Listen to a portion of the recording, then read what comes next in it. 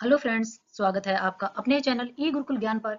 हम पढ़ रहे हैं हिंदी साहित्य का इतिहास, जिसके अंतर्गत आदिकालीन साहित्य, जैसा कि मैंने आपको बताया था कि हम 3 से 4 वीडियो में से खत्म कर लेंगे। तो आदिकाल का ये हमारा आज अंतिम भाग है, पार्ट 4। ठीक है, 3 पार्ट हमने कवर कर लिए और इसमें लगभग हमने टोटल जो क्वेश्चन कवर कर लिए हैं वो 111 क्वेश्चन कवर कर लिए हैं। आदिकाल से मैंने आपको पहले ही बताया था बहुत ज्यादा क्वेश्चन नहीं है, लेकिन जितने भी क्वेश्चन है हमारे पास 100+ क्वेश्चन, वो बहुत ही इंपॉर्टेंट क्वेश्चन है, इन्हें हमें रटना है, एक तरीके से आप कह सकते हो। ठीक है, तो बढ़ते हैं बिना टाइम वेस्ट किए हुए अपने क्वेश्चंस की तरफ।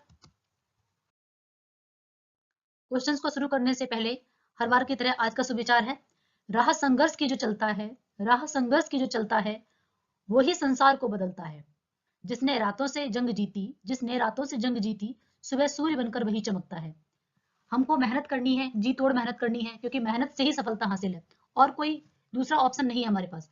अगर हमें सफलता हासिल करनी है तो हमें मेहनत करनी ही पड़ेगी। उसके लिए फिर चाहे मैं रात को जगना पड़े या कई कई घंटे तक पढ़ना पड़े, वो हमें करना ही पड़ेगा। हमारा आज का पहला जो प्रश्न है, हमने इससे पहले 74 क्वेश्चन कवर कर लिए हैं और आज हमारा 75th यानी कि 75 क्वेश्चन से हम स्टार्ट कर रहे हैं और लास्ट जितने भी क्वेश्चन है इसमें 100+ क्वेश्चन को कवर करेंगे और ये हमारा आज आदिकालीन साहित्य कंप्लीट हो जाएगा। इसके बाद हम भक्तिकाल शुरू करेंगे। नाथों की संख्या कितनी मानी जाती है? ठीक है, मैंने आपको बताया था कि आपको एक बार पूरा कवर करने के बाद हम इसमें देखेंगे कि जो हमारे आदिकाल, भक्तिकाल, रीतिकाल, जितने भी काल है उनमें से नंबर वाले क्वेश्चन जो है उनको एक वीडियो में लेकर आएंगे, जो आपके लिए आसानी रहेगी। अपने एक जगह नोट्स में बना के लिख सकते हैं, पीडीएफ भी दे दूंगी मैं, तो आप आराम से उन्हें अपना एग्जाम के टाइम रिवीजन कर लेना, क्योंकि इससे भी 1-2 क्वेश्चन आता है और नंबर होते हैं, संख्या होती है, तो कई बार हमसे गलतियां हो जाती है। तो यहाँ पर ये बहुत आसान तरीका है कैसे याद रखने के लिए। नाथ 9, ठीक है, नाथ 9, नाथ में भी 9 9 आ रहा है, नाथ जैसे ही लग रहा है ना। तो नाथों की संख्या कितनी है? 9। इससे पहले वाली वीडियो में देखा था हमने कि जो सिद्ध है उनकी संख्या कितनी है? 84। ठीक है, सिद्धों की संख्या कितनी है? 84। नाथों की संख्या कितनी है? 9। नाथ साहित्य, सिद्ध साहित्य, ठीक है। ये बुक कवर करने के बाद हम नेक्स्ट जो सीरीज स्टार्ट करेंगे उसमें अपना थ्योरी पार्ट स्टार्ट करेंगे, जो हमारा अपना खुद का मेरा बनाया हुआ नोट्स है जिससे मैंने तैयारी की थी, वो मैं आपके साथ शेयर करूंगी और आपको अपने तरीके से मैं सिखाऊंगी जिससे आप भी सफलता हासिल कर सकें। तो यहाँ पर नाथों की संख्या कितनी है? 9। ठीक है, नेक्स्ट क्वेश्चन है, चर्या पद के रचयिता माने जाते हैं लुईपा, सरहपा, डोमिपा या सबरपा। तो आपको इसमें बताना है कि चर्या पद के रचयिता कौन है। ठीक है, ये रचना है चर्या पद, तो आप कैसे से याद रखेंगे? 4-5, 4 चर्या पद 4-5 लोग होते हैं, क्या इकट्ठे रहते हैं जब मान लो, ये थोड़ा फनी ट्रिक है, ऐसा कुछ रियल में नहीं है, बस याद रखने का तरीका है कि वो लोग जैसे आप देखते हो लड़के रहते हैं, 4-5 लड़के रहते हैं, तो क्या हो जाते हैं? सरप्पा। ठीक है, सबरप्पा सबरप्पा, ठीक है, सरप्पा सबरप्पा, ऐसा रखते हो 4-5 4 पद। ठीक है, तो आप ऐसे इसको याद रखो, चर्या पद जो रचना है वो किसकी है? सबरपा की। ठीक है, जिस समय मुसलमान भारत में आए थे उस समय सच्चे धर्म भाव का बहुत ही ह्रास हो चुका था, बहुत, ठीक है, बहुत कुछ ह्रास हो चुका था। इसमें परिवर्तन के लिए बहुत बड़े धक्कों की आवश्यकता थी। अब यहाँ पर अलग अलग राइटर्स ने माना है कि हमारे भारत में किस तरीके से जो भक्ति का उदय हुआ है, ये अलग अलग तरीके से, जैसे ग्रियर सर ने कुछ और माना, आचार्य प्रसाद द्विवेदी जी ने, आचार्य रामचंद्र शुक्ल ने, सबने अलग अलग माना है। तो यहाँ पर ये बताया गया कि भारत में जिस समय मुसलमान आए थे, सच्चे अर्थों में अगर देखा जाए तो धर्म भाव जो था हमारा बहुत कुछ ह्रास हो चुका था, यानी कि उसका पतन हो चुका था, इसलिए हमें धक्कों की आवश्यकता थी। ठीक है, ये बात कौन कह रहा है? ये बात कह रहे हैं आचार्य रामचंद्र शुक्ल जी। ठीक है, हमारे शुक्ल जी क्या कह रहे हैं कि जब भारत में मुस्लिम आए उसके बाद हमारे धर्म का बहुत ज्यादा क्या हो गया? ह्रास हो गया, पतन हो गया। इसके लिए हमें किसकी आवश्यकता पड़ी? धक्के मारने की। ठीक है, आचार्य रामचंद्र शुक्ल का हिंदी साहित्य का इतिहास, ये मोस्ट मोस्ट इंपोर्टेंट क्वेश्चन है, आपको इसको टिक लगा लेना है। ठीक है, हिंदी साहित्य का इतिहास, आचार्य रामचंद्र का जो हिंदी साहित्य का इतिहास है, ठीक है, वो आपका हिंदी साहित्य के इतिहास के नाम से है। लेकिन प्रथमा यानी कि जब ये बना था, मूलतः जब ये बना था तब इस नाम से नहीं था। इन्होंने जब बनाया था इसको तब किस नाम से था? हिंदी शब्द सागर। तो आपका क्वेश्चन यही बन सकता है कि आचार्य रामचंद्र शुक्ल का हिंदी साहित्य का इतिहास मूलतः उन्होंने किस नाम से लिखा था? हिंदी शब्द सागर की। ठीक है, कि भूमिका में भी शीर्षक अलग था, किस शीर्षक के प्रकाशित बुक तो उन्होंने हिंदी शब्द सागर के नाम से लिखी, ठीक है, जिसे हम आज हिंदी साहित्य के नाम से जानते हैं। लेकिन इसमें शीर्षक क्या दिया था उन्होंने? ठीक है, ये तो उन्होंने टाइटल दिया था कि भाई बुक का टाइटल, उसका शीर्षक क्या था? टाइटल शीर्षक उन्होंने दिया था हिंदी साहित्य का विकास। क्या नाम दिया था? हिंदी साहित्य का। तो 3 बातें आपको याद रखनी है कि हिंदी आचार्य रामचंद्र शुक्ल का जो साहित्य इतिहास है वो साहित्य इतिहास के नाम से, हिंदी साहित्य का इतिहास के नाम से अभी। ठीक है, लेकिन जब इन्होंने मूलतः लिखा था तो हिंदी शब्द सागर के नाम से। हिंदी शब्द सागर की भूमिका में हिंदी साहित्य का विकास शीर्षक के नाम से प्रकाशित हुआ था। ठीक है, उम्मीद है आपको समझ में आ रहा है मैं क्या कहना चाह रही हूँ आपसे, कि हिंदी शब्द सागर की भूमिका में हिंदी साहित्य का विकास शीर्षक से प्रकाशित हुआ था। ठीक है, बाद में इसका नाम बदल के हिंदी साहित्य का इतिहास रख दिया गया। अगला क्वेश्चन है, हिंदू समाज में नीची से नीची समझे जाने वाली जाति भी अपने से नीची एक और जाति को ढूंढ लेती है, इस पंक्ति के रचयिता कौन है। ये जो लाइन लिखी है ये जो किस आलोचक ने बताई है आपको बताना है। आचार्य रामचंद्र शुक्ल, माता प्रसाद गुप्त, शशिनाथ या फिर हजारी प्रसाद द्विवेदी। याद कैसे रखेंगे, हमारे भारत में, ठीक है, हमारे भारत में या फिर हम कह सकते हैं हमारे हिंदू समाज में, ठीक है, हजारों जातियां हैं, ठीक है, छोटी बड़ी ऊंच नीच वाली इतनी जातियां हमारे समाज में थी, ठीक है। तो हिंदू धर्म में आप ऐसे कह सकते हो, हिंदू धर्म में छोटी बड़ी बहुत सारी जातियां, हजारों जातियां। कितनी जातियां हैं, हजारों। तो हजारों से क्या बन जाएगा, हजारी प्रसाद द्विवेदी। हिंदू समाज में वो कह रहे हैं कि हमारे हिंदू समाज में इतनी सारी जातियां हैं कि वो अपने से एक छोटी जाति को ढूंढ लेते हैं अपने आप को ऊंचा दिखाने के लिए, ठीक है। उम्मीद है आपको समझ में आ रहा। और ये समाज में रियलिटी आप देखते हो कि ये समाज के लिए अभिशाप है, इसको सरकार खत्म कर रही है कि समानता समानता, लेकिन फिर भी किस तरीके से चला आ रहा वर्ण व्यवस्था से लेकर अभी तक कहीं ना कहीं इसको देखते हैं कि किस प्रकार से जातिवाद जो है दीमक की तरह हमारे समाज को क्या कर रहा है, खोखला बना रहा है, ठीक है। तो यहाँ पर क्या है, बहुत सारी हजारों छोटी बड़ी जातियां हिंदू समाज में कह सकते हो। जो चीज गलत है उसको स्वीकार करना ही पड़ेगा हमें, स्वीकार करेंगे तभी अपनी कमियों को हम दूर कर पाएंगे। हिंदी काव्य धारा, काव्य की रचयिता निम्न में से कौन है। अगला क्वेश्चन है आपके पास, हिंदी काव्य धारा ये रचना का नाम है, ठीक है। हिंदी काव्य धारा के नाम से इसके रचयिता कौन है आपको बताना है। रामविलास शर्मा, राहुल संकृत्यायन, उदय भानु या फिर रमेश गौतम। तो इसके रचयिता है आपके राहुल संकृत्यायन, ठीक है। नेक्स्ट अगला क्वेश्चन है हमारा, कै मास बध प्रसंग किस रचना के अंतर्गत आता है। आपको बताना है कि कै मास बध जो है वो प्रसंग है किस रचना के अंतर्गत है, वो है आपके पृथ्वीराज रासो। आंसर क्या है, पृथ्वीराज रासो के अंतर्गत आता है कै मास बध। जैसे अलग अलग उसके जो भाग हैं उसमें बताया गया, तो ये कै मास बध जो है वो किसके अंतर्गत है, आपके पृथ्वीराज रासो के अंतर्गत एक प्रसंग आता है जिसमें ये बताया गया है, ठीक है। अगला है हमारा, मनहु कला सस्भान कला 1600 विन्यास किस रासो ग्रंथ की पंक्ति है। किस रासो ग्रंथ की पंक्ति आपको बताना है कि यहाँ पर रासो काव्य है, ठीक है। आदिकाल में जो ग्रंथ है उनको रासो काव्य भी कहा जाता है क्योंकि वीर रस की रचनाएं लिखी गई हैं, ठीक है। तो मनहु कला सस्भान कला 1600 विन्यास, यहाँ पर ये जो है इसमें बताया गया मनहु कला। अगर ये लाइन आपके आ जाए और पूछा जाए कि इसमें कौन सा अलंकार है, तो मनहु जनहु कौन सा अलंकार होता है, उत्प्रेक्षा अलंकार, ठीक है। मानो वो चंद्रमा की कला के, चंद्रमा की जो 16 कलाएं हैं उसके समान यहाँ पर जो नायिका है वो कैसे उसकी सुंदरता का वर्णन किया जा रहा है कि चंद्रमा की 16 कलाओं के समान वो सुंदर है, ठीक है। तो ये पृथ्वीराज रासो, ठीक है, पृथ्वीराज रासो ये है जिससे ये ली गई है। और क्या बताया गया, मानो वह चंद्रमा की 16 कलाओं के समान सुंदर है, इस तरीके से वर्णन किया गया है। अगला है, पद्मावती समय किस ग्रंथ का भाग है। यहाँ पर इस टाइप के क्वेश्चन कई बार एग्जामिनर आपको मिल जाएंगे। एक क्वेश्चन पेपर में आपको 10-15 कंफ्यूजन वाले क्वेश्चन डालता है एग्जामिनर कि आपने कितनी डीप स्टडी की है, कितना आपने बार बार रिवीजन किया है, ठीक है, वो देखने के लिए। ऐसे नहीं सफलता मिलती है, हमें बार बार प्रैक्टिस करनी पड़ती है। तो यहाँ पर अगर हमने एक बार पढ़ा है, 2 बार पढ़ा है, तो कहीं ना कहीं गलतियां कर देंगे। पद्मावती देख के हम पद्मावत पे लगा देंगे, लेकिन ऐसा नहीं है, ठीक है। पद्मावती समझ के अगर किसी बच्चे ने ऐसी थोड़ा बहुत पढ़ाई की होगी या एक नजर पढ़ाई करके बस ऐसे ऊपर ऊपर से पढ़ लिया कि बस हमें याद हो गया है ना, तो उसमें गलती कर जाएंगे और उसमें 50% बच्चे गलत कर देते हैं आंसर। तो इसमें पद्मावती समय जो है वो किस ग्रंथ का एक भाग है, ठीक है। जैसे बताया था मैंने आपको कितने पृथ्वीराज रासों में समय है 69, उसी प्रकार से ये पद्मावत का ना होकर किसका है, पृथ्वीराज रासो का, ठीक है। पद्मावती समय जो है किसका, किस ग्रंथ का भाग है, पृथ्वीराज रासो का। अगला क्वेश्चन है हमारा, अपनी पहेलियों और मुकेरियों के लिए प्रसिद्ध कवि कौन है। ये मैंने आपको 3rd वीडियो में पढ़ाया हुआ है कि पहेलियां मुकेरियां, उसमें एक पहेली भी मैंने आपसे पूछी थी कि वो पहेली जो है किस राइटर की है। तो पहेलियों के नाम से केवल एक ही कवि प्रसिद्ध है, वो कौन है, अमीर खुसरो, ठीक है। जैसे एक एक थाल मोती का भरा, ठीक है। जैसे आप आसमान को देखते बहुत सारे सितारे होते हैं कि वो चारों तरफ घूमता लेकिन एक भी मोती उससे गिरता नहीं है। तो ये पहेलियों के लिए कौन प्रसिद्ध है, अमीर खुसरो।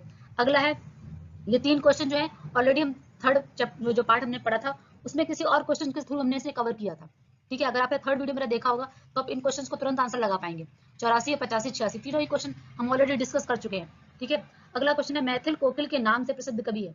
देसल जनिया सब्जल मिठा वाला जो मैंने आपको बताया था उसमें कि देसी भाषा सबसे अधिक मिठास होती है, वो विद्यापति की है। और उसी में बताया था कि उन्होंने मैथिली भाषा का, उन्हें मैथिल कोकिल कहा जाता है, उन्होंने मैथिली भाषा की मिठास के बारे में बखान किया था, तो उसी के लिए उन्हें मैथिल कोकिल कहा जाता है। वो कौन है, विद्यापति, ठीक है। अगला क्वेश्चन है, आदिकाल में खड़ी बोली को काल की, ठीक है, आदिकाल में खड़ी बोली को की जो भाषा है वो किस प्रथम कवि किसे बताया गया, बनाने वाले प्रथम कवि कौन है आदिकाल में खड़ी बोली को, ठीक है, उस काल की भाषा बनाने वाले कौन से कवि है इसमें से। तो एक ही कवि है, वही है हमारे अमीर खुसरो। इन्होंने ही सबसे पहले खड़ी बोली भाषा का जो है प्रयोग किया था। इन्हें ही तोताई हिंद कहा जाता है, ठीक है। अमीर खुसरो को सितार और तबला के ये एक तरीके से आविष्कारकर्ता कहे जाते हैं। तो अमीर खुसरो ने खड़ी बोली का प्रयोग किया था। अगला क्वेश्चन है, ढोला मारूरा दुहा के नायिका कौन है। ढोला मारूरा दुहा की नायिका कौन है, तो आपको बताना है। इसके ऑप्शन है आपके नेक्स्ट, इसके ऑप्शन है हमारे सामने दमयंती, मारवाड़ी, शकुंतला और राधा। ठीक है, तो आपको बताना है कि इसमें से कौन सा हमारा करेक्ट आंसर है। ढोला मारूरा दुहा। ठीक है, ये जो रचना है इसमें बताना है आपको किस प्रकार से ये राजस्थान में 7th क्लास में, अगर आपको याद होगा, लोकगीत हमने चैप्टर जो पढ़ा था एनसीईआरटी में, उसमें अलग अलग राज्यों के बारे में बहुत सारे लोकगीतों के बारे में चर्चा हुई है। वहां पर राजस्थान के बारे में बात हुई थी। तो राजस्थान में ढोला मारूरा दुहा बहुत ही ज्यादा प्रसिद्ध है। यह एक प्रेम कथा है जहाँ पर ढोला और मालवाड़ी और मारवाड़ी दो नायिका हैं। ठीक है, तो यहाँ पर वही बताया गया कि ढोला का विवाह पहले किसी और के साथ, यानी कि मारवाड़ी के साथ फिक्स होता है। उसके बचपन में ही उनके माता पिता जो हैं वो तय कर देते हैं, लेकिन बाद में जब ढोला बड़ा हो जाता है, ठीक है, तो इसका विवाह जो है वो मालवा की राजकुमारी मालवाड़ी के साथ हो जाता है। तो ये जो प्रेम प्रसंग है उसे बहुत ही भावपूर्ण ढंग से राजस्थान में आज भी गाया जाता है। जैसे हमने पिछले सेकंड पार्ट में कवर किया था कि आलाखंड जो उत्तर भारत में बहुत ज्यादा गाया जाता है। ठीक है, तो वैसे ही राजस्थान में क्या है, मारवाड़ी। तो मारवाड़ी से भी आप याद रख सकते हो कि मारवाड़ी राजस्थान की बात हो रही है। तो राजस्थान में ये एक प्रेम विरह के रूप में गाए जाने वाले, कह सकते हैं, उसमें जो रचनाएं गाई जाती हैं। अगला है बीसल देव रासो की नायिका का क्या नाम है। बीसल देव रासो, इस थर्ड पार्ट में अगर आपको याद है तो कनेक्ट करिए कि बीसल देव रासो जो रचना है वो कैसी रचना है, याद करिए।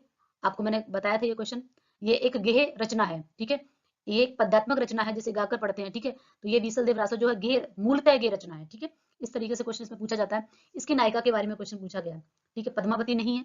ठीक है, मारवाड़ी तो अभी आपको बता दी ढोला मारो दुहा की है। दुर्गावती नहीं है। ठीक है, दुर्गावती कोई नायिका नहीं, नाम जैसे जिसमें मिलाने के लिए कर दिया। ये है इसकी राजमती। कौन है नायिका? राजमती। इसमें भी बीसल देव जो है वो ये 4 भागों में है। इसके 4 खंड हैं। ठीक है, अलग अलग खंड में, अलग अलग 4 खंड में अलग अलग अलग तरीके से बताया गया। इसमें भी है कि पहले इसका विवाह हो जाता है, बाद में फिर राजमती जो है, राजमती तीसरे खंड में राजमती वियोग का वर्णन है। ऐसे खंड भी पूछे जाते हैं कि पहले खंड में किसकी बात हो रही है। ठीक है, दूसरे खंड में बीसल देव है वो उड़ीसा की ओर यात्रा में चले जाते हैं, और तीसरे में राजमती जो है विरह वर्णन है उसका, और ये कार्तिक मास से प्रारंभ होता है। और चौथे में फिर क्या होता है कि राजा परमार जो है अपनी पुत्री राजमती को वापस अपने यहाँ राज्य में लेकर आ जाते हैं। अगला क्वेश्चन क्या है 89, रेवंतगिरी रास ग्रंथ के रचयिता का क्या नाम है। रेवंतगिरी रास, ठीक है, रेवंतगिरी, मान लीजिए रेवंतगिरी कोई पर्वत है। ठीक है, उसको विजय कर लिया किसी ने, विजय सेन। ठीक है, रेवंतगिरी रास विजय सेन, रेवंतगिरी राज क्या हो जाएगा, विजय सेन। ठीक है, विजय सेन ने क्या कर लिया, रेवंतगिरी पर्वत मान लीजिए उसको क्या कर लिया, विजय कर लिया। अगला क्वेश्चन है गोरखवाणी की किस आलोचक का संपादित ग्रंथ है। ध्यान देना, संपादित, किसने संपादित किया है उसको। ठीक है, संपादित किसने किया है, रचना नहीं पूछी गई, संपादित पूछा गया। तो ये है डॉक्टर पीतम्बर दत्त बड़तवाल। ठीक है, कौन है, डॉक्टर पीतम्बर दत्त बड़तवाल। अगला क्वेश्चन है अभि अंतर की त्यागे माया दुभ्या मेटी सहज में रखे रहें। यहाँ पे पंक्ति के रचयिता पूछा गया है कि इसके रचयिता कौन है, कि अपने अंदर की जो माया हम त्याग देते हैं तो सारी दुविधाएं जो है मिट जाती हैं, सहज ही मिट जाती हैं। ठीक है, अभी अंतर की माया जो है वो त्याग दें अगर हम, तो सारी दुविधा जो है वो सहज ही मिट जाती हैं। जो माया है वही तो हमें संसार में बाकी चीजों से सब दुविधाओं में जोड़ रखा है, तो वही बताया गया इसमें। तो गोरखनाथ जो है वो आध्यात्म की बात करते हैं। उन्होंने बोला कि जो माया है यही हमारी सारी परेशानियों की जड़ है एक तरीके से। अगला है अपभ्रंश को प्राकृताभास, ठीक है, प्राकृत और आभास, ठीक, तो प्राकृताभास कहा गया है हजारी प्रसाद द्विवेदी ने, नामवर सिंह ने, धीरेन्द्र वर्मा ने या आचार्य रामचंद्र शुक्ल ने। किसने कहा है आपको बताना है कि अपभ्रंश। ठीक है, जैसे मैंने आपको बताया था कि सीक्वेंस पूछा जाता है तो सबसे पहले संस्कृत, पाली, प्राकृत, प्राकृत से अपभ्रंश बनी, और अपभ्रंश से हमारी कौन सी भाषा बनी है, हिंदी। ठीक है, तो अगर मान लीजिए धीरे धीरे कोई भी भाषा जो है बदलाव एकदम से नहीं आता, उसमें धीरे धीरे आता है। कैसे कैसे आता है, धीरे धीरे। तो आप बताइए जब धीरे धीरे है तो ऑप्शन में आपको थोड़ी सी हिंट दे रही हूँ, तो क्या आंसर हो जाएगा कि प्राकृत भाष को अपभ्रंश। प्राकृताभास किसने बोला है, आचार्य रामचंद्र शुक्ल ने बोला है। किसने बोला है, आचार्य रामचंद्र शुक्ल जी ने। और याद होगा कि इन्होंने ही बोला है कि जो हमारी हिंदी का आविर्भाव हुआ है वो अपभ्रंश से हुआ है। ठीक है, दोहा या दुहा का जिस प्रकार अपभ्रंश भाषा से संबंध है, दोहा या दुहा कहने पर हमें अपभ्रंश भाषा जो है उसका संबंध मिलता है, उसी प्रकार से गाया, गाहा या गाथा कहने पर किस भाषा का, तो ये है प्राकृत भाषा का। ठीक है, नेक्स्ट क्वेश्चन है हमारा, गाथा सप्तशती की रचना किस भाषा में हुई है। गाथा सप्तशती जो है वो किस भाषा में रचना की गई है, ये की गई है संस्कृत भाषा में। किसमें है, संस्कृत भाषा में। अगला क्वेश्चन है किस विदेशी विद्वान ने हिंदी व्याकरण सबसे पहले लिखा। आपको बताना है, यहाँ पर हिंदी साहित्य नहीं पूछा जा रहा है, हिंदी व्याकरण की बात हो रही है। हिंदी व्याकरण का जो किस विद्वान ने लिखा सबसे पहले, तो अगर आप देखेंगे वर्तमान में हमारे भारत में तो हम लोग कैसे भी खाना खा लेते हैं, कोई नियम नहीं। व्याकरण, हमारा व्याकरण क्या बताता है, नियम बताता है ना व्याकरण में। तो कोई भी हमारे यहाँ जमीन पे बैठ के खा लेते हैं, है ना, हाथ से खा लेते हैं, जैसे भी। लेकिन आप देखेंगे कि जो आजकल हमारा डाइनिंग जो टेबल हम लगाते हैं उस पर कटलरी यूज करते हैं कि हमें उसमें फोक होना चाहिए, नाइफ होना चाहिए, है ना, सारी चीजें उसमें पूरा एक नियम बना के खाते हैं, है ना, पूरा एप्रन वगैरह सब में उसमें। तो वही चीज है, तो यहाँ पर आप कटलरे, ठीक है, जोसुआ केटलर, याद रखेंगे ना कि हिंदी व्याकरण में क्या नियम होते हैं, तो वो जोसुआ केटलर, ठीक है। इन्होंने सबसे पहले हिंदी जो है अपना व्याकरण लिखा था। विजयपाल रासो की रचयिता कौन है? विजयपाल। अब यहाँ देखो, चंद्रवरदाई का पृथ्वीराज रासो है, हम इसे एलिमिनेट करके बहुत अच्छे से कर सकते हैं।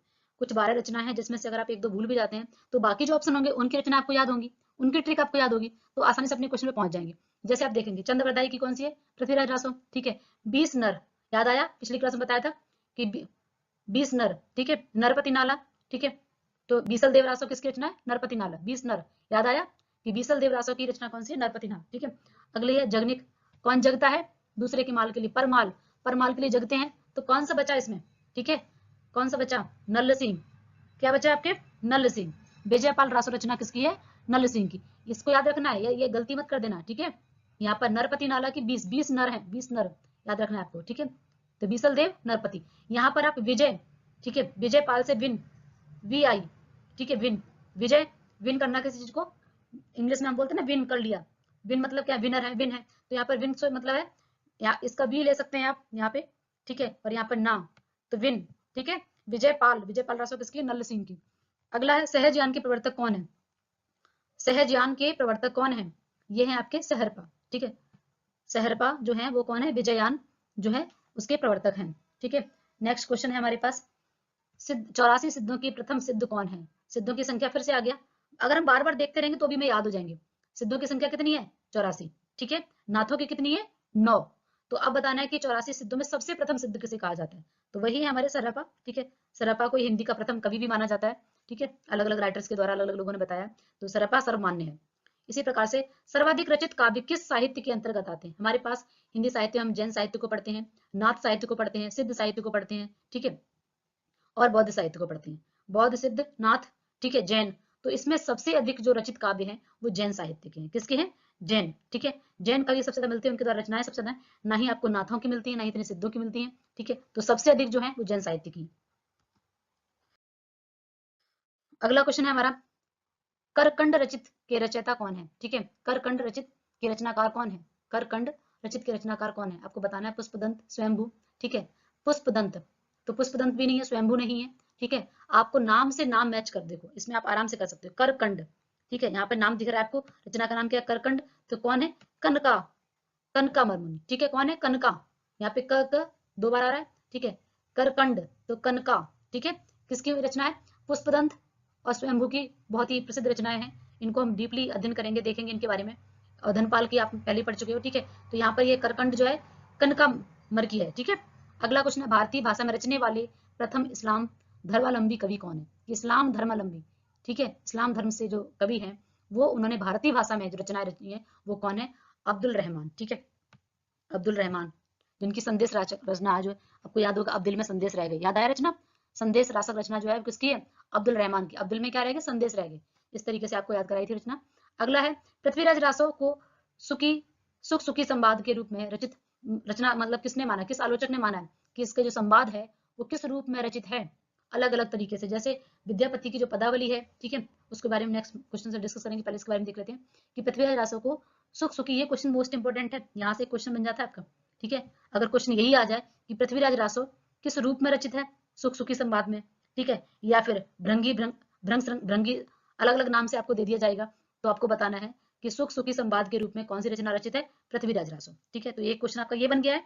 नेक्स्ट क्वेश्चन पूछा गया कि ये किसने बोला है, किस आलोचक ने बोला है? तो ये बोला है हजारी प्रसाद द्विवेदी जी ने। अब इनको आप याद रखें, कोशिश करेंगे हजारी प्रसाद से हजारों शब्द लेने पर आपको आसानी से याद रहे, ठीक है।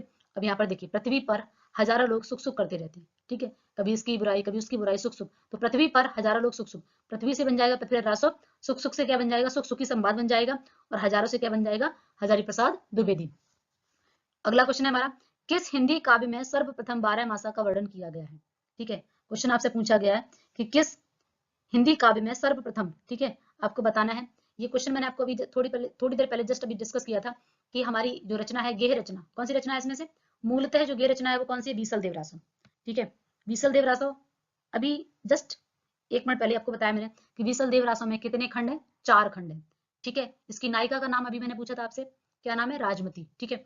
इसमें जो है वो किस महीने से 12 मासा का वर्णन है, ठीक है, 12 मासा का वर्णन है, तो बीसल देव रासो का है। अब आप देखिए 5 क्वेश्चन मैं आपको बता रही हूँ कि बीसल देव रासो मूलतः गे रचना है। बीसल देव रासो में कितने खंड हैं?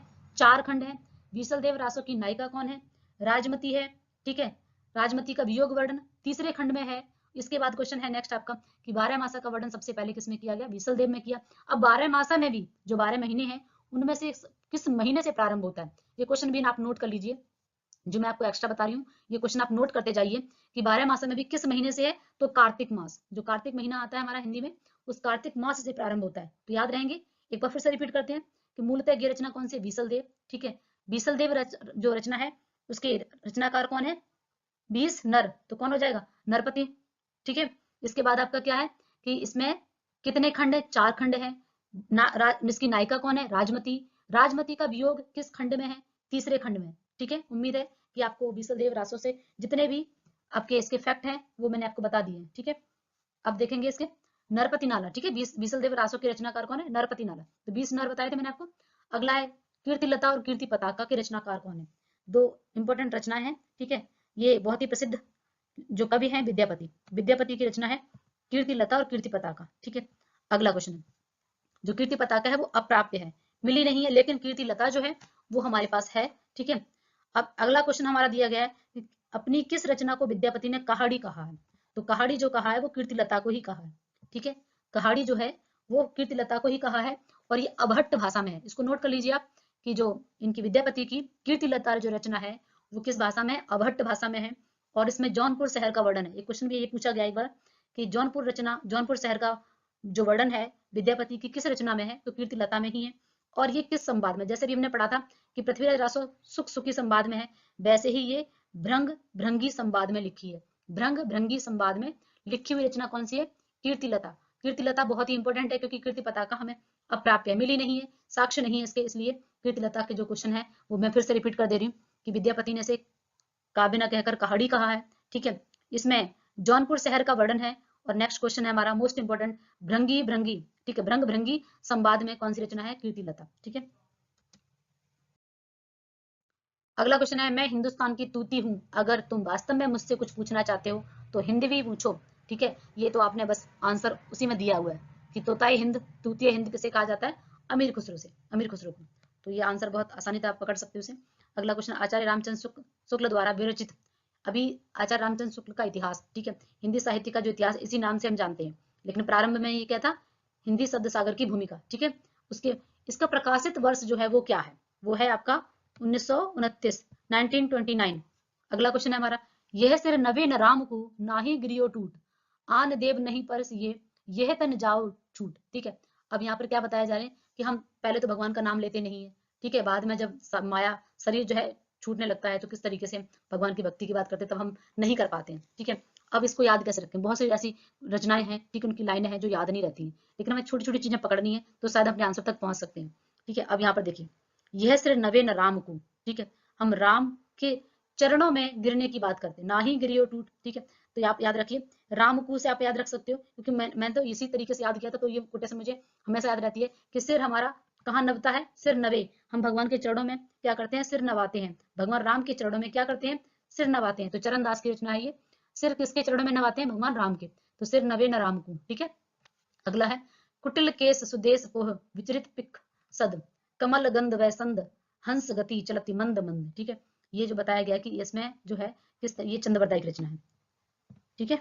अगला क्वेश्चन है कि आदिकाल, यहाँ पर भी सुंदरता का वर्णन किया गया कि किस प्रकार कमल की गंध की तरह वह संद जो है, ठीक है, नायिका के बारे में, चलत किस प्रकार उसकी चाल जो है मंद मंद है, हंस की तरह।